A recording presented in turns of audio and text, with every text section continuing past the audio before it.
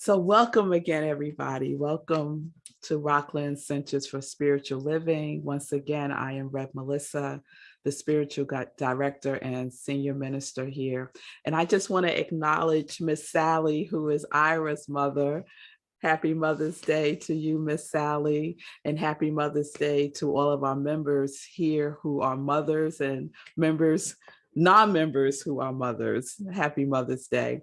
So I mentioned at the beginning of the service, if you are willing to come on camera, that will be wonderful. I'm looking at a lot of boxes with names on them right now. But if it's too much, it's okay. It's okay. I'm just inviting you once again to be seen, So I came across a quote by Rumi about mothers, and I shared this today on our Facebook page for Centers for Spiritual Living. Rumi said, "We are born of love. Love is our mother." So welcome again, and thank you for spending part of your Mother's Day with us here at Rockland.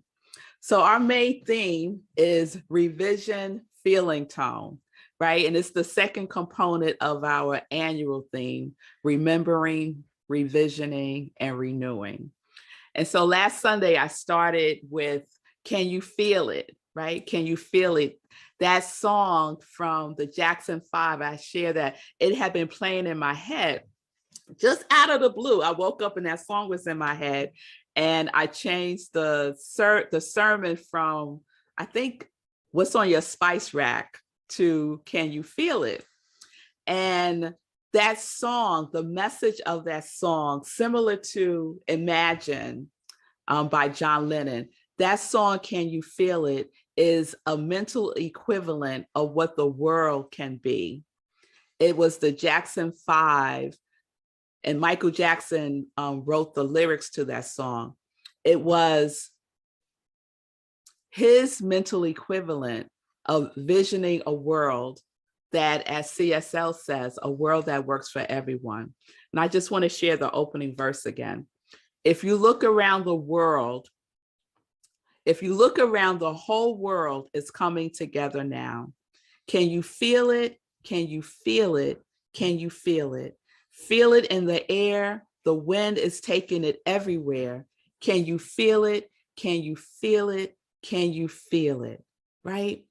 And so that was the invitation for us to feel our lives, to feel the mental equivalent that we're building for our lives. It's not just about thinking about it, right? Change your thinking, change your life. Yes, but also the feeling tone of what it is that you are thinking, right? And those two things have to be in alignment.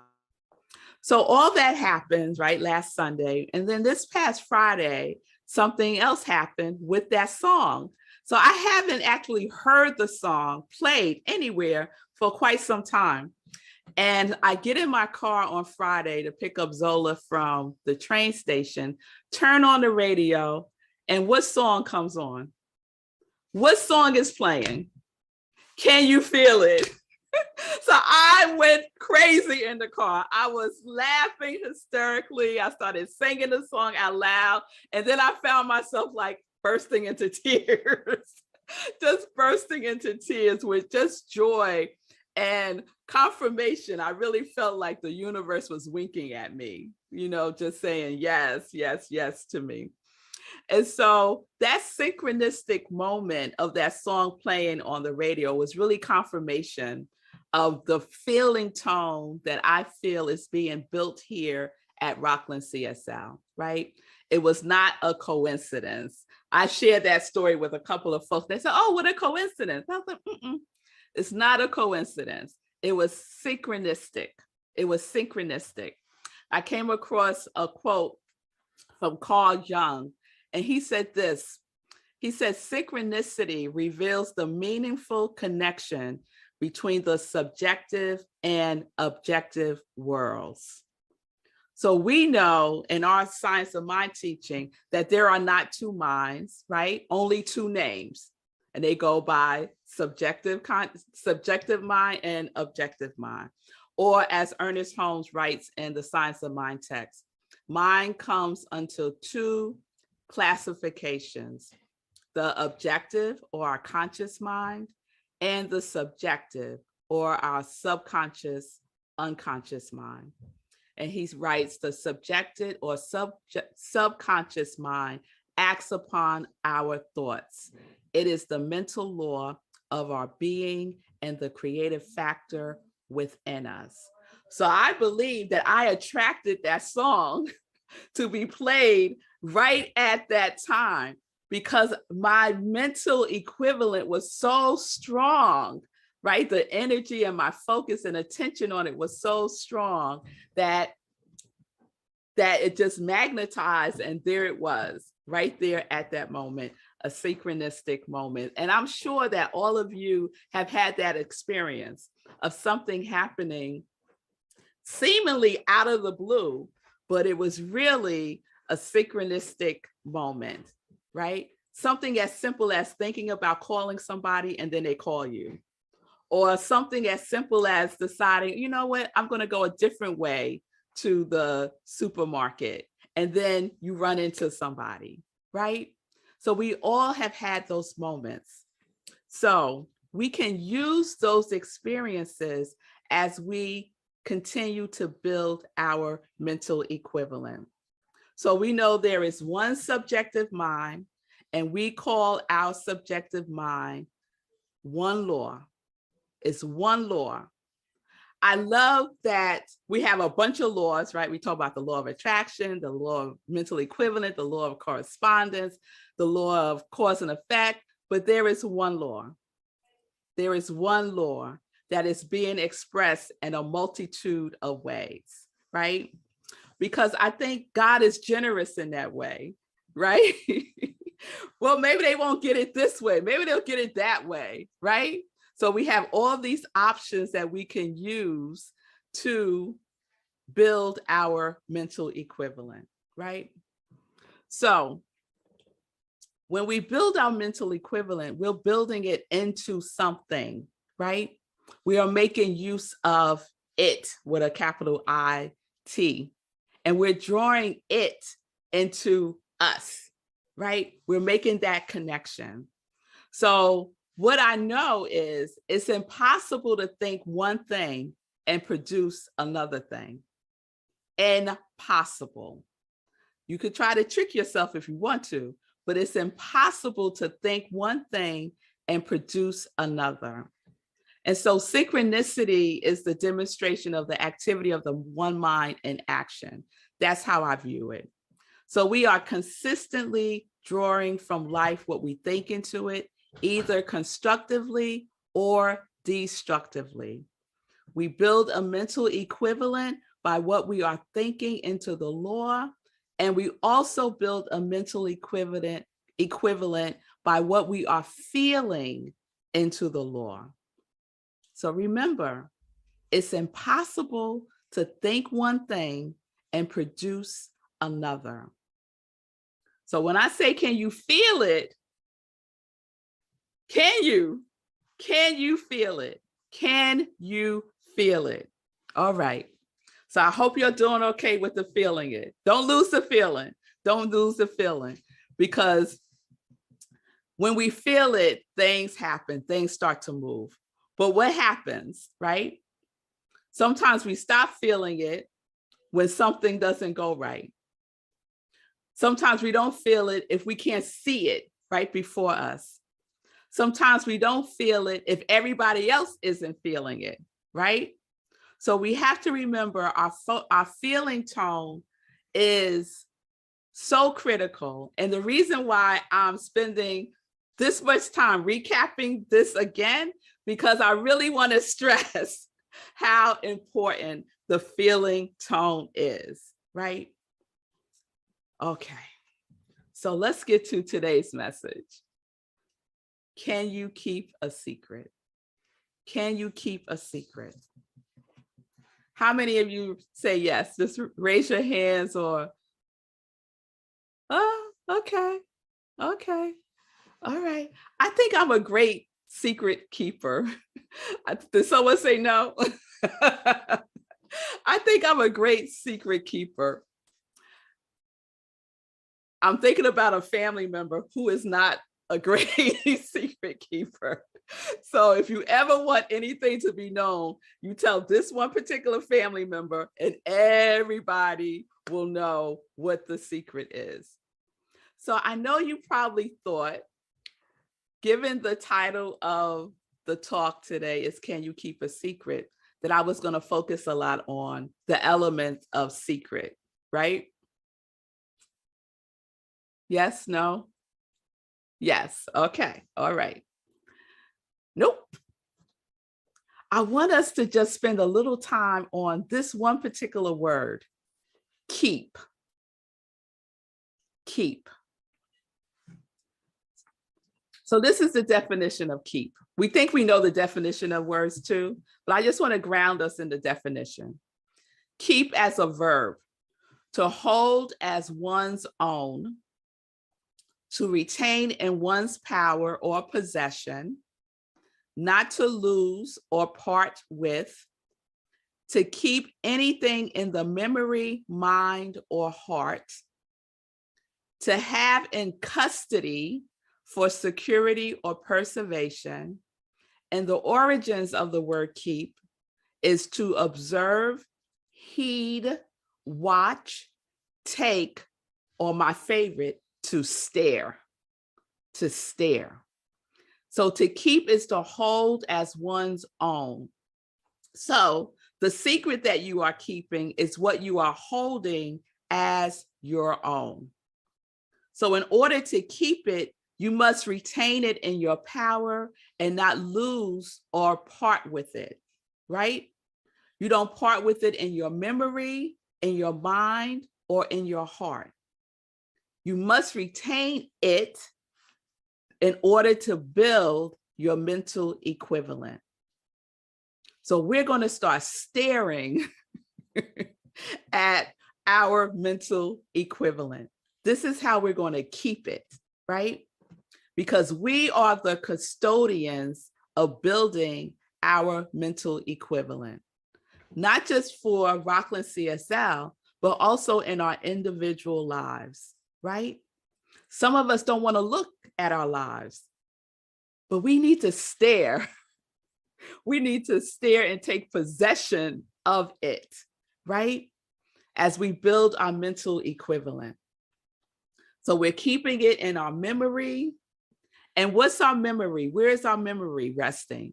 Our memory is the seat of the subjective mind. The subjective mind is the seat of memory, right? That is where memory is, our subjective mind, and our subconscious mind is where our memory resides, right? So we are keeping it in our memory, and we don't have to do anything about that. It's there, right? It is there. We're keeping it in our mind, and we know already that when we talk about mind, we're talking about one mind, the subjective and the objective mind, the conscious and the subconscious mind that is co-creating with the universal mind, yes? And we're keeping it in our heart. Our heart is the representation of the feeling tone. Our heart is the representation of can you feel it? Yes?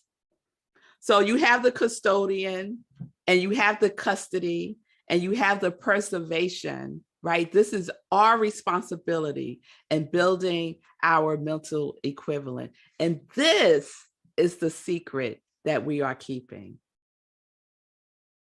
That is the secret that we are keeping, right? Emmett Fox writes in the book, The Mental Equivalent, and The Mental Equivalent is our companion book this month. He writes, you already have a mental equivalent for everything that is in your life today. And you must destroy the patterns for the things you do not want, and then they will disappear. You must build a new pattern or mental equivalent for the things you want, and then they will come into your life. So how do you keep it?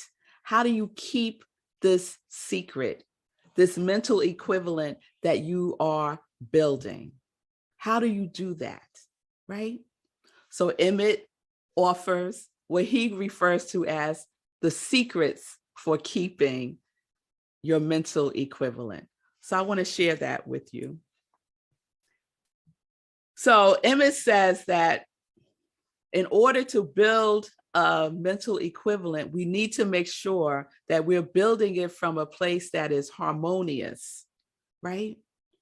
So first we want to get in a place of harmony within ourselves, right? So keep in mind the definition of keep. What are you keeping? What is being kept? Let's keep harmony within ourselves, right? How do you get yourself into a harmonious position or a harmonious feeling tone? What are some of the things that you do for yourself to help yourself be harmonious? So for me, one of the things that works like magic almost is music. Music will get me in a harmonious state of mind. Without a doubt, I don't care how low I might be feeling. There are certain songs. One of them is a gospel song called God Is. Google it. That song will get me right every single time. It goes, God is the source and the strength of my life. He moves all pain, misery, and strife. He promised to keep me, never to leave me. And it goes on and on. And by the time that first verse is done, I'm good. I am good. I am good. The song that did it, Cheryl gave me a hallelujah. I see you, Cheryl.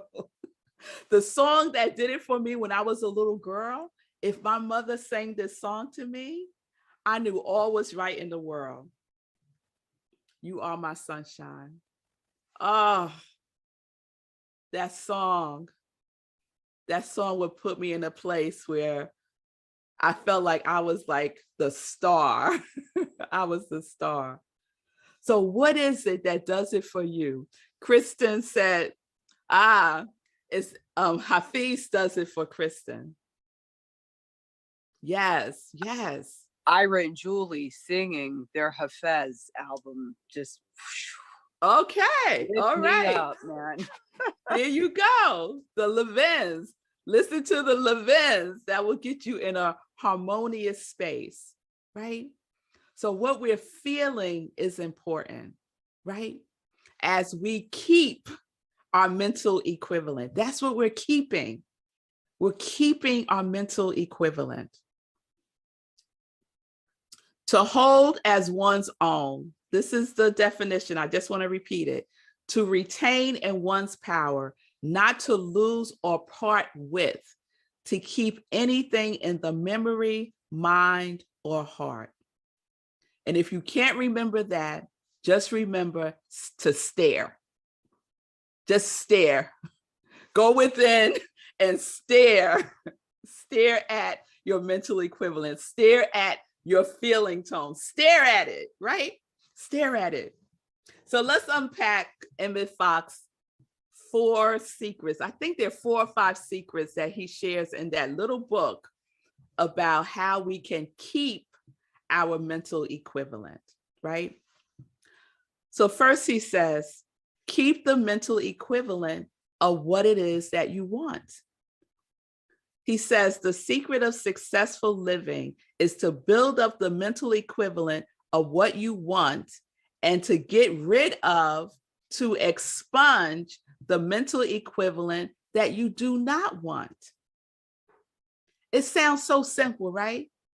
I'm just going to get rid of what I don't want and I'm going to have what I do want, right? Before this talk is over, we would have gone back into our old pattern of what it is that we don't want. So we really have to be vigilant about changing our thought and keeping it changed. We change our thinking and then we change right back into it again.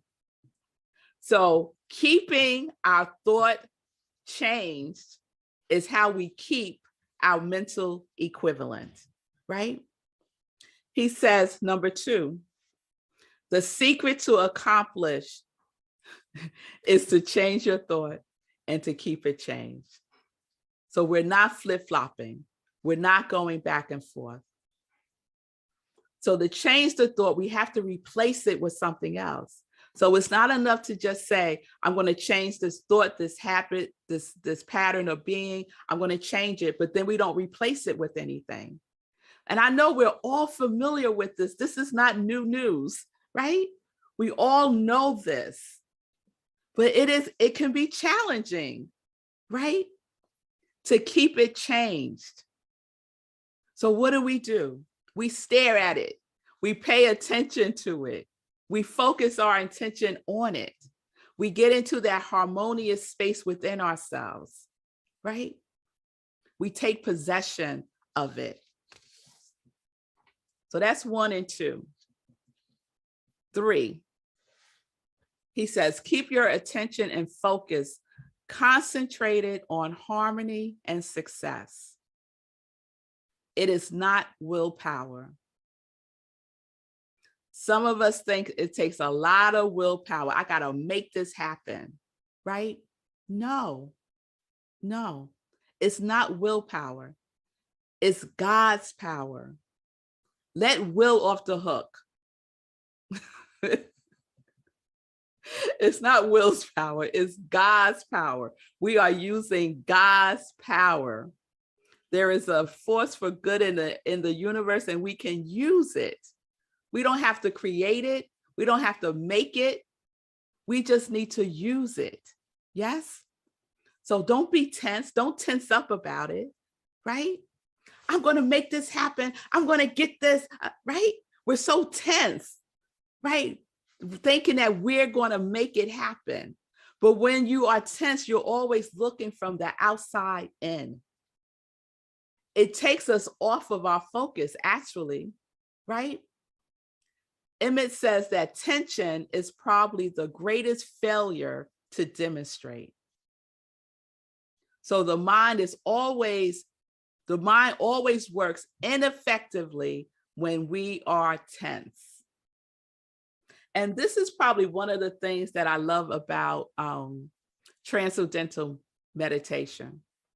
I shared that I've been practicing TM since the beginning of the year, and it has totally transformed my meditation practice, totally transformed it like nothing else has ever transformed for me in practicing different forms of meditation.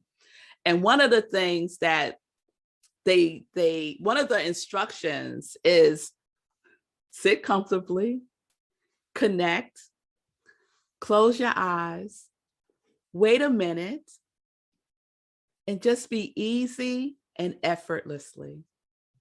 Just be easy and effortlessly, right? And that's how we can be with building our mental equivalent. Not tense, but let's be easy about it, right? Let's sit for a minute before we spring into action, right? With that hyped up energy.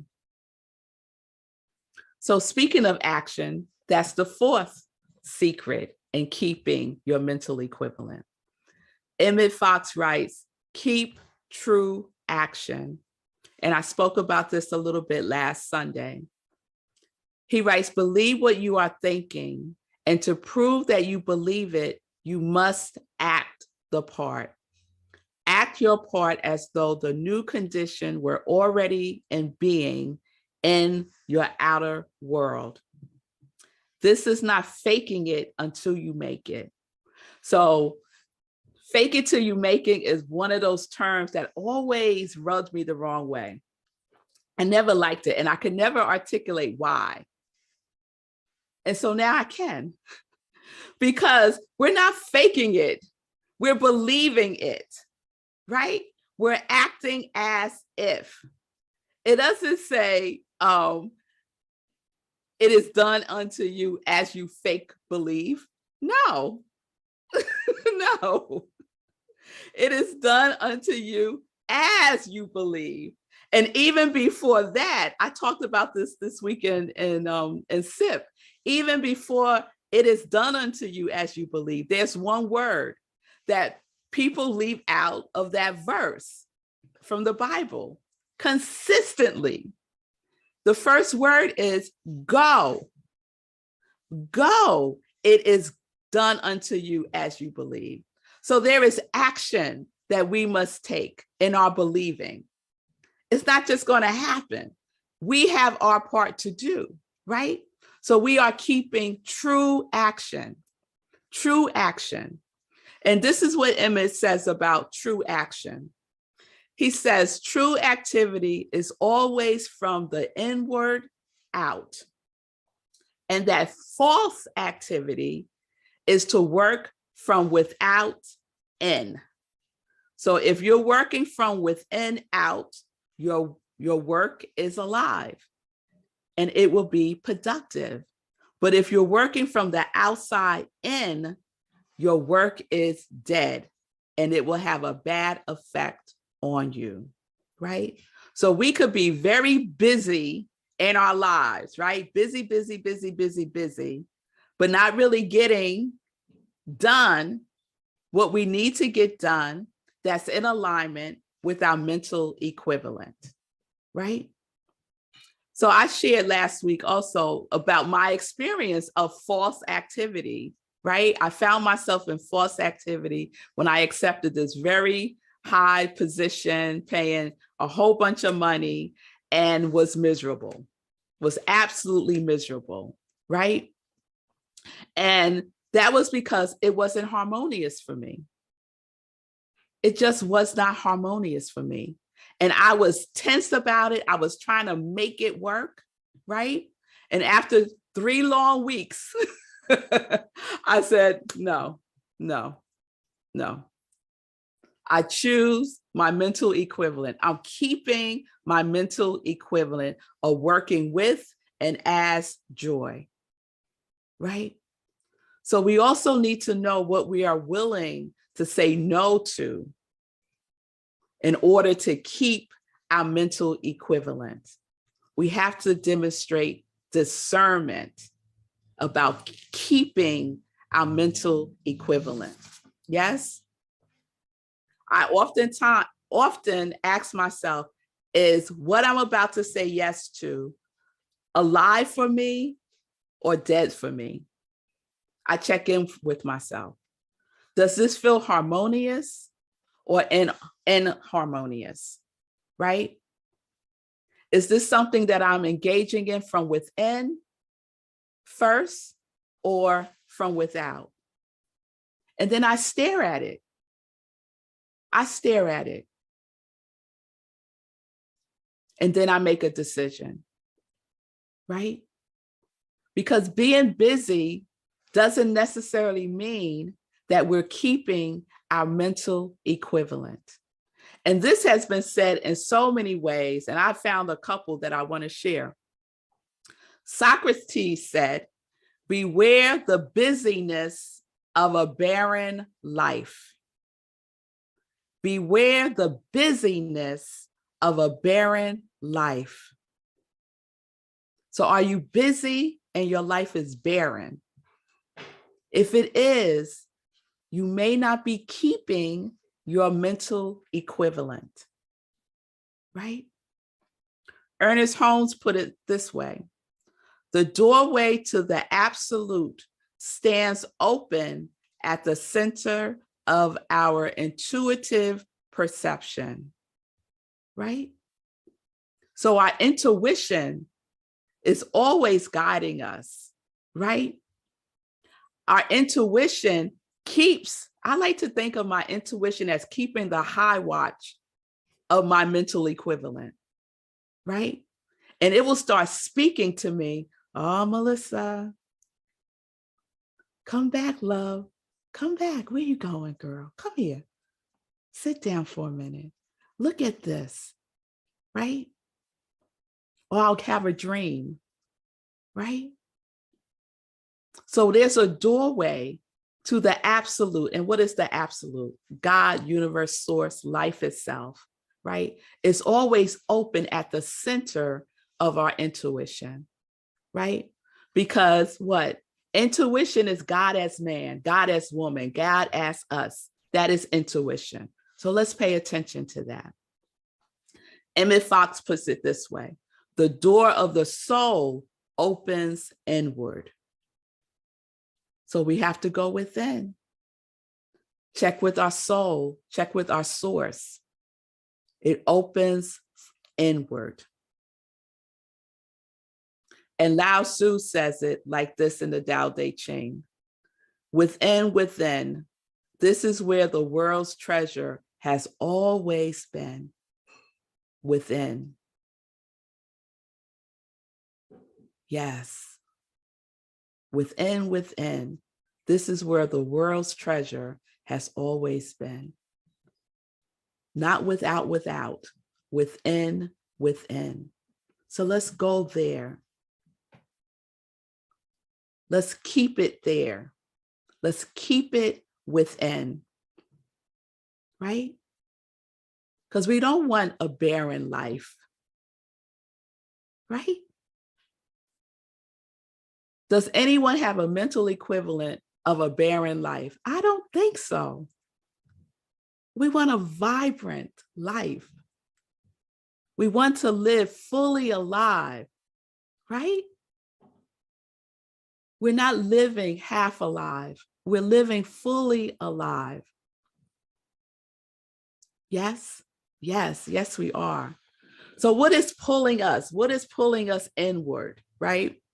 And as soon as I said that, I thought about Michael Bernard Beckwith, who oftentimes says that we get, that pain will push us until the vision pulls us, right? And so our mental equivalent is the pull.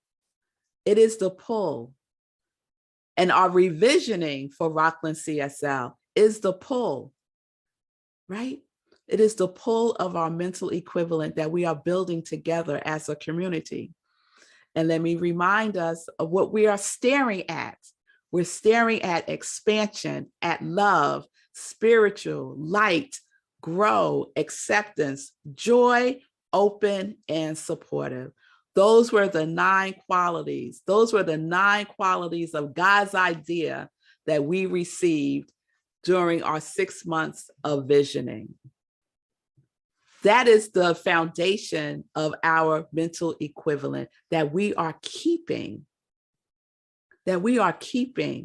not just for Rockland, but for each and every one of us. And so now we get to possess it. We get to stare at it, right? Because we're building that mental equivalent. We're keeping the expansion of love as the mental equivalent for Rockland CSL and for our lives. The expansion of love. What does that feel like? Can you feel the expansion of love from within? And it will be expressed without, guaranteed, because that is the law. That is how the law works. So some of us started our 30-day mental equivalent challenge last Sunday. And some of us started it throughout the week, because I've been talking about it during SIP all week. And some of you have said yes. Some of you have said, I don't know. Some of you have said nothing. So it's time. It's time to make a decision about keeping your mental equivalent, right? The thing that you want to see grow from within outward, right? So let me remind you of what the 30-day mental equivalent challenge is. And you can choose today to say yes, or you could stay in that I don't know space. I would encourage you to make a decision, because until you make a decision, nothing moves. Oh, I wish I could remember that quote about divine providence. Until you make a decision, nothing moves. Nothing moves. So today is my day 8 of the 30-day mental equivalent challenge. So we're identifying a thought, a behavior, a habit that we want to change. And we're replacing it with what it is that we believe with what we want to have, right? And believing you can have it is critical. Believe you can have it, okay? Believe you can have it. So we're changing the thought and we're keeping it changed.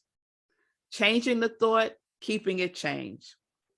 And we're spending our time, our attention, and our focus on that, right? We're staring at it. We're keeping that mental equivalent. And we're doing so through true action. We're keeping true action. So check out what you're doing throughout the day. What is your activity engaged in? True activity or false activity? And this is just for the next 30 days, and then you can see how you want to proceed, right? And then lastly, when we say, can you keep a secret? This is it. The secret that we are keeping is we're not talking about the old thought anymore. We're not talking about it anymore. Okay? And have discernment about who you share your mental equivalent with, because they may not be able to keep a secret. They may not have the feeling tone of harmony about your mental equivalent. So we want to protect it and hold it as sacred. So have discernment about who you share it with.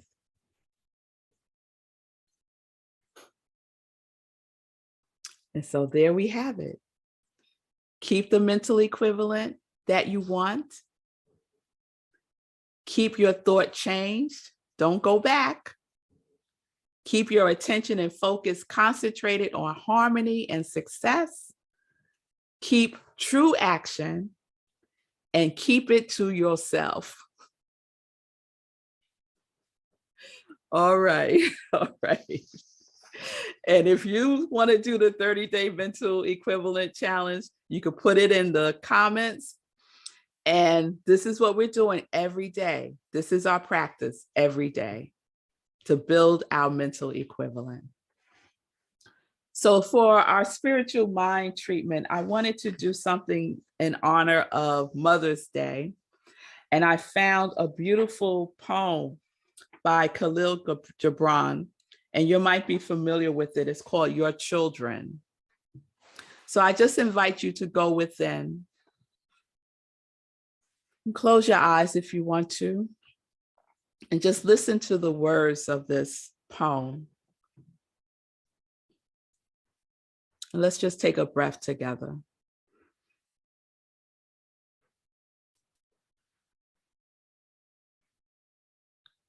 Your children are not your children. They are the sons and daughters of life longing for itself. They come through you, but not from you. And though they are with you, they do not belong to you. You may give them your love, but not your thoughts, for they have their own thoughts. You may house their bodies, but not their souls, for their souls dwell in the house of tomorrow, which you cannot visit, not even in your dreams. You may strive to be like them, but seek not to make them like you. For life goes not backwards, nor tarries with yesterday. You are the bows from which your children, as living arrows, are sent forth. The archer sees the mark upon the path of the infinite, and he bends you with his might, that his arrow might go swift and far. Let your bendings in the archer's hand be for happiness. For even as he loves the arrow that flies, so does he love the bow that is stable. And so it is. Amen.